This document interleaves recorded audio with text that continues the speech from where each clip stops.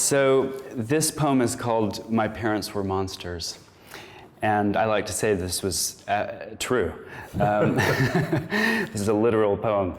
My parents were in a series of B horror movies when I was growing up. They were both actors and they did these crazy movies. And so this is My Parents Were Monsters. My grandparents were farmers, my parents monsters.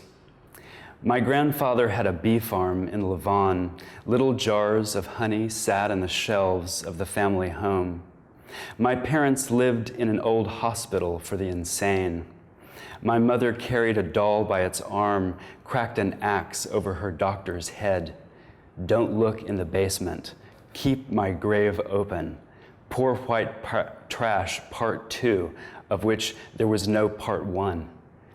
These movies are my earliest memories, like the memory of a cloud shaped like a horse floating into the sun. My grandfather shook my hand with leathery skin. My father, on the other hand, had pincers, 2 heads, 4 eyes, wings like a fly, and a jar full of blood with a floating eyeball that bumped into a severed finger. When not at home, my mother was a gorgon. Snakes and tongues rose up from her hair. I felt a plastic mouth over the mouth that assured, nothing's wrong. Your mother and I are making a living. Once my mother crawled through a great forest in East Texas, her throat slit, real pig's blood squirting, coloring the leaves and low-hanging limbs. My father's character had strangled her with barbed wire, but we didn't know that until the big reveal at the end. This was before fake blood, cocaine, and cell phones. My parents were sometimes zombies, but nice ones, the kind that make pancakes before disappearing into makeup and coming back dead. In one rather elegant equestrian film, a lawnmower roars as it beheads a nice little jockey named Phyllis. Normal life terrifies. Safer to be at the heart of danger than where danger is implied. My grandmother smoked a pack a day in her recliner, watching the afternoon roll by. She might water the daisies or watch the cowboys clobber the redskins on Channel 6. I almost hoped to catch the devil sneaking up on me, some reminder of the good old days of 1975. I scanned the sky for teeth. I seek its monster eye. You have a long history, a long trajectory as a poet. In 1993, you received a grant, the Helen Wurlitzer Grant for Poetry.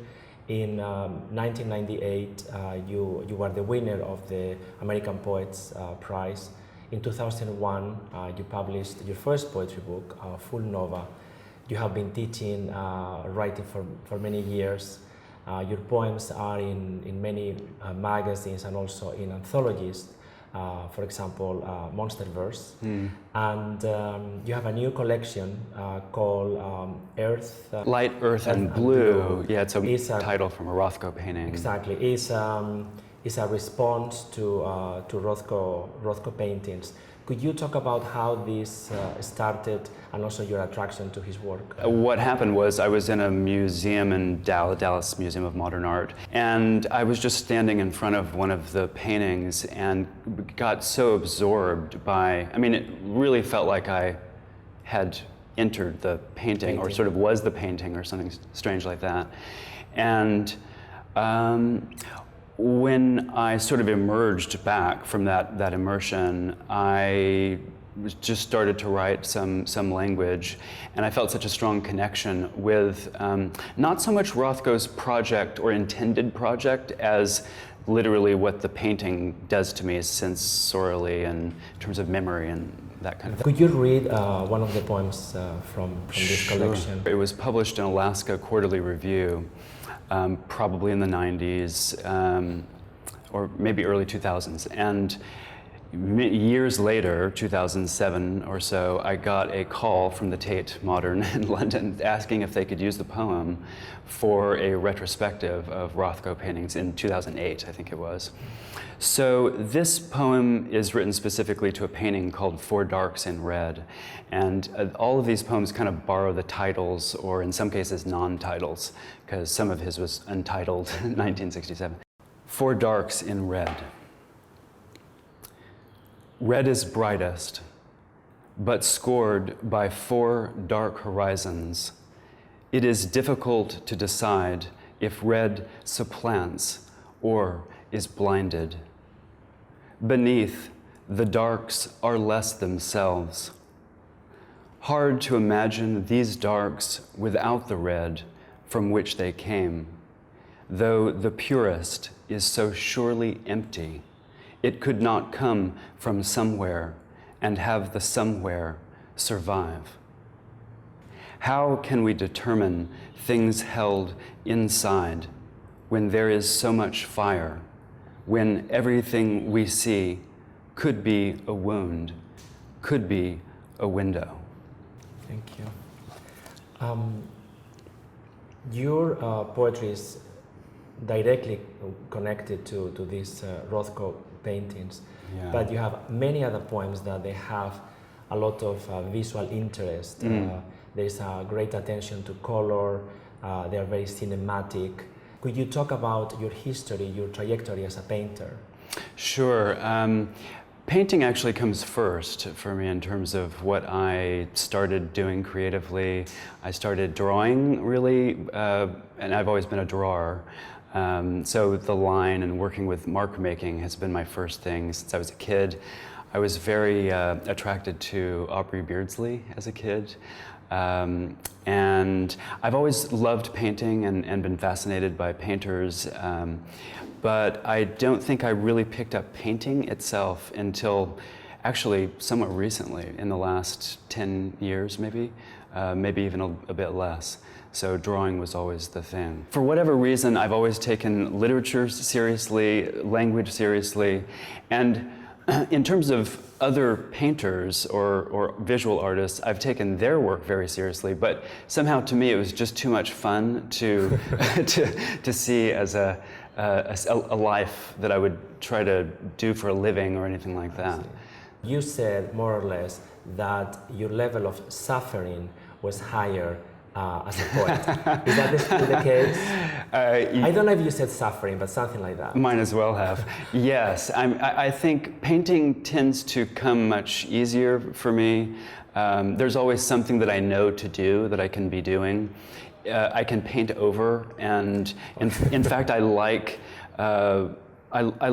to see images behind images, sort of transparencies, and somehow with writing, even though you can edit and redo, each move feels there's a little more struggle most of the time. So in the rare moments where there's a fluidity to the creative process with writing, I have that most of the time with painting, which sort of begs the question then, why do I keep writing? But you keep writing. I do, yeah. I do. Writing hits me more in the center of my heart, for lack of a better way of saying it. So probably that's why it's more scary than the painting. I think that's probably a good part of it. Part of it is right. There's just sort of confrontation would be a strong word, but a meeting up with the fears and the vulnerability of being a person and in a body. That in painting sort of feels like the salve to that vulnerability, whereas writing feels more like capturing it or sort of sitting in it a bit more. The other thing is just that I think writing is just harder to get any one thing right, because each word means something. Do you see a dialogue between your poems and your paintings? Do you see themes that appear in both of them, or characters, obsessions? Do they help each other? They are in conversation with each other in one way, in that one is a relief from the other. So that's sort of an indirect way. But then there are some paintings specifically that take up language that I've written in the poems. I don't know if it goes the other way. In other words, I don't know that I can't think of a painting that I have done or a drawing that has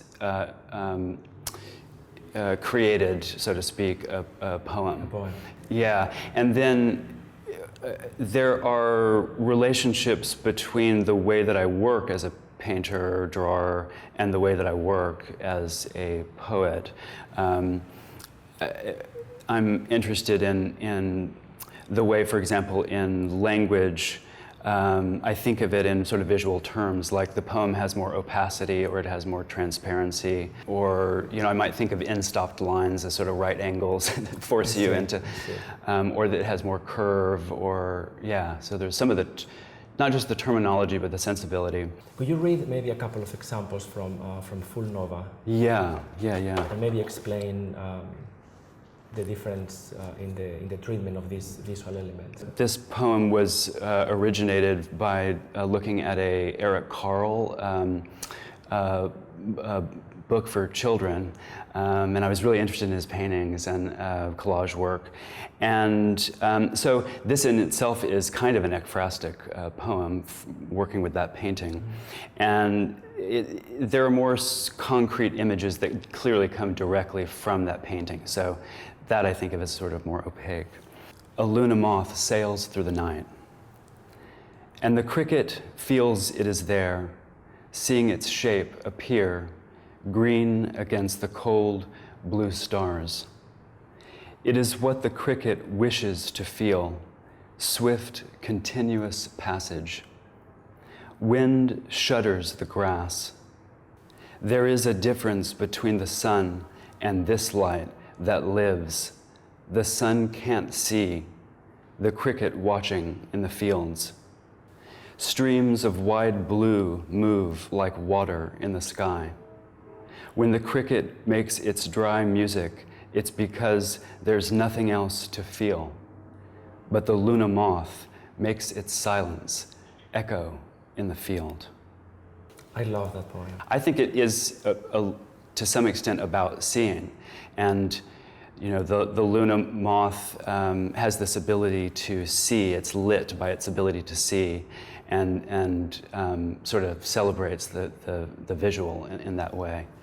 And then the other one that I like is I think is the closing poem in the book. In the Cool House. Yes. In the Cool House. Yeah. That is maybe less literal in the response as a image, but I think has also visual elements. Yes, exactly. Yeah, I don't know where it came from, really. I think it sort of came more from a sensibility. Yeah. But I think, nonetheless, of poets like William Carlos Williams, or the idea of things, the presence of things, and that making poems out of things. So there's still a thinginess to it, even though it's somewhat abstract.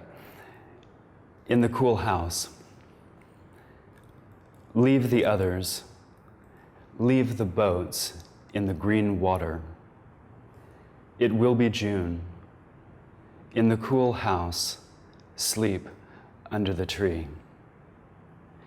Come night, the burning candle. Come day, the opening dream. Soon, the white of the tree will reappear. We are ourselves in the cool house of old doors. Morning's sunlight in the glass. Winter snow shifts over the limbs. We remember the other's laughter and are glad. Yes, the white flowers in the vase. Yes, yellow flowers in the bowl. And the grapefruit and pear, dish of new strawberries in the window. Leave them. Leave the boats in the black water. It will be May. In the cool house, dance under the tree. It's like a very complex movie. Yes. Yeah, there are sort of like little mini movies Yes. within it. Some people about your poetry say that it's very playful, but they also say that it's dead serious. So do you think you are more playful in your paintings, or are you now lately being more playful in your poetry? Great question. I think there's always been quirkiness and humor in my poetry, but I think the range of things that I tend to work with in poetry is sort of wider, or historically has been wider, and probably just percentage-wise, there's a lot more serious stuff in there, and there's a lot more playfulness in the painting. So yeah, it's a complicated, it's a real complicated sort of algorithm there.